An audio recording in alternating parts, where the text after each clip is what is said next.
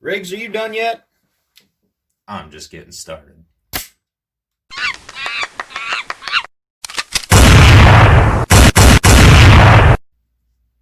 Welcome back, everybody. This is Dave with Spider Monkey 2A. Today I got a really good treat for you. With the weather in Wisconsin right now, it's going to be rainy and crappy all week. It's making it really hard to get out to the range and make good quality videos. So I thought I'd take this opportunity to show you my all-time favorite handgun. The good old Beretta M9. This handgun was made famous in Hollywood by Lethal Weapon and Die Hard mostly. It completely stole the show in Lethal Weapon. I actually got that movie just so I could watch the functions of this handgun. All right, stick around. We got a lot more to talk about. All right, so as always, we start off safety check. None in the mag, none in the chamber. All right, so this is probably, frankly, the most popular 9mm ever designed. It is used in law enforcement and our armed forces, and it's often been called the World Defender due to its reliability. So I'm just going to go over mostly the things that I like about it. Basically, it is just an all-around beautiful handgun. I mean, look at those curves. I really like that open barrel design. One thing I'm not extremely fond of is the decocker.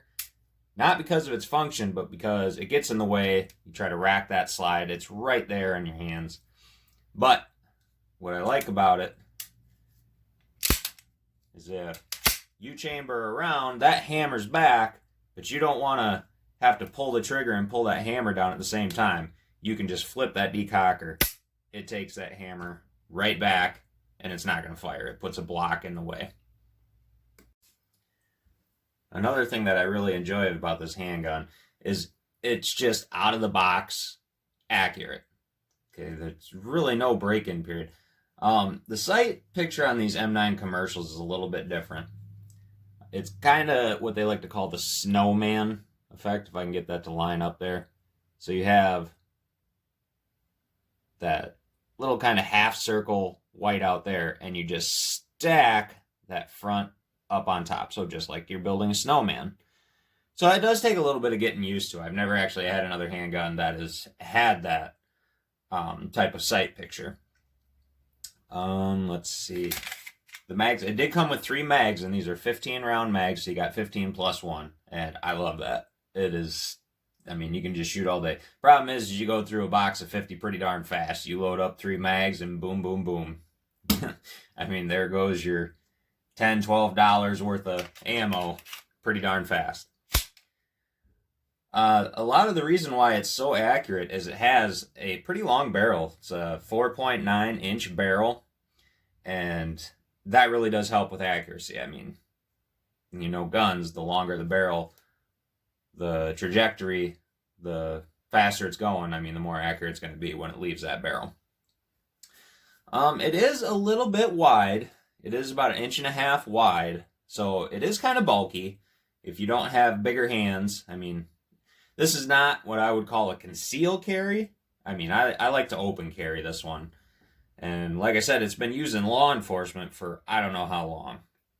It's just reliable. I do like this open slide for less malfunctions. When it's a round kicks out, let's see if I have a round here. A lot of times when it kicks out, if you just have that little opening in the side, you're going to get, that's going to catch when it comes back in, when your slide comes back down. With this being open like this, that basically eliminates the chance of getting that caught in your slide. So that is really nice. God, that's just, I love that sound. I'm sorry, I can't help it. A lot of times I just sit there and do that. All right, so the takedown process for the Beretta M9 is actually really simple. So on the right side of the handgun, we have this little button that we press here. Okay. And that will send this pin out, and then you just rotate that down. Okay. Then it kicks your slide forward, and then it's just simple, slide right off. Now, what you'll want to be careful of here is this has a pretty it'll shoot out. It'll shoot your guide rod clear out of there if you're not careful. Also, another thing I want to point out is I don't know how many people have seen the movie Lethal Weapon 4, where they have Jet Li held at gunpoint, and he just shoots his hand across and completely takes that slide off of Mel Gibson's M9. I'm calling BS on that. It's a little bit more of a process than that. Maybe if Mel had his finger on that, a little press the entire time, Jet Li could come across and do that. But yeah, I'm calling BS. All right, so again, be careful when you're taking your slide off here. There you go. Okay. And it's a plastic guide rod, which I'm not extremely fond of, but I know the Beretta site sells replacements and all that good stuff. And you got your spring. Then you just got your barrel that comes out. And these are held in there a little bit better. Like I said, it's got the open slide. So you have to kick it from the actual top of the slide there. And then it'll come right out. Okay. Pretty simple. Nothing too fancy with it. Your controls are pretty much the same. As you can see, basic, just like any other handgun. I think Beretta is... And it says USA on here, but I'm pretty sure it was an Italian company. I could be wrong on that. Don't quote me. Alright, so we'll put it back together. Got your barrel in there. Remember, open slide, so it's a little bit different process. You got to get it back in there. Okay, and now you really want to be careful when putting your spring in there. You don't want to bend it, crimp it, all that stuff. It'll really ruin your day. Okay, so we get that in. Push it in straight until your guide rod is in place. Get that back on there as well so it's not going to spring away. And then we just take it right back across the slide, if I can get it lined up. It's hard to do when you're trying to do everything on camera. Okay, then you pull it back just a little bit. Flip that lever. Slide check, you're good to go. Okay, so like I said, takedown process, real simple. Nothing too extreme, just takes a little bit of practice. So the few of the good old-fashioned boring specs that I'll give you is empty. This gun weighs 33 ounces. Like I said, it's kind of a tank. It really is. Fully loaded, yeah, I mean, make sure you got a good belt on if you got an outside the waistband holster. I know a lot of law enforcement back in the day used to do the chest rigs where you would have it, there. And yeah, like I said, it's an open carry gun. A lot of times I carry it hunting with me just in case something like a coyote walks by. Let's see here. As far as the trigger, it's not terrible. When you don't have the hammer back, it takes a little bit to get it back there. Okay. Harder to do when you don't have a round in there. But the reset's not bad. Yeah. See, that's not bad at all. And then when you do have the hammer back, which is how I recommend starting, nothing at all. Okay. So, but if, like I said, if you're drawing this out of the holster and you got to take that first shot, double action, okay, it's, or is that single? I forget. When you have to pull that hammer back like that, it's really going to mess with your accuracy. Okay. Again, I mean, you got your safety is on both sides. Okay, so that's kind of nice. But again, like I said, it does get in the way. But if you do chamber it with that safety down, it does automatically take your hammer back up. So that's just something to think about if you're considering carrying this thing. I mean, you may have to carry it with that off. I would not want to carry it with the hammer back and the decocker not in the decocker position.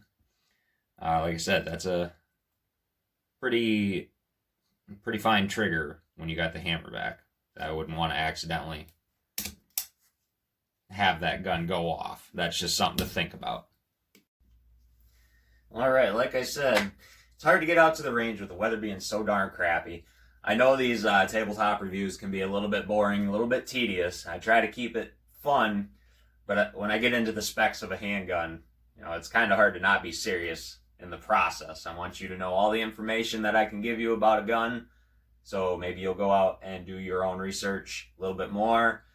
There's a ton of videos out here about this handgun in particular. How could there not be? Like I said, it is the most popular 9mm ever designed, hands down.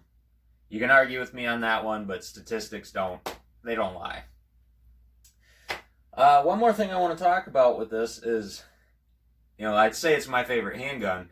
This was, it won the military contract in the year 1985. Same year I was born. Coincidence? I don't think so. So it replaced the 1911. I mean, that says something right there. 1911 was a .45 used in the military since probably when it was designed back in 1911. Okay, so to beat out a style of handgun like that, that just speaks volumes right there. I absolutely am in love with this gun. I've always wanted one. It took me a while to actually go finally buy one. I think I got it at our local Cabela's. And I mean, Beretta's proud of their stuff. I mean, they should be. They put a lot of time and effort into it, quality control, all that good stuff. So I think I paid around $650, $700, but that was a couple years ago. I'm sure you can get them a lot cheaper now. And it has just recently been beaten out of the military contract by the SIG P320. They call it the M17. I've owned a P320, and they're amazing guns as well, but I think they just came in cheaper, and it was a modular design. That's what beat out Beretta. But Beretta's answer to that was the M9A3, I do believe, and I want to get my hands on one of those. Those are just gorgeous guns. Okay, again, Beretta M9, I highly recommend.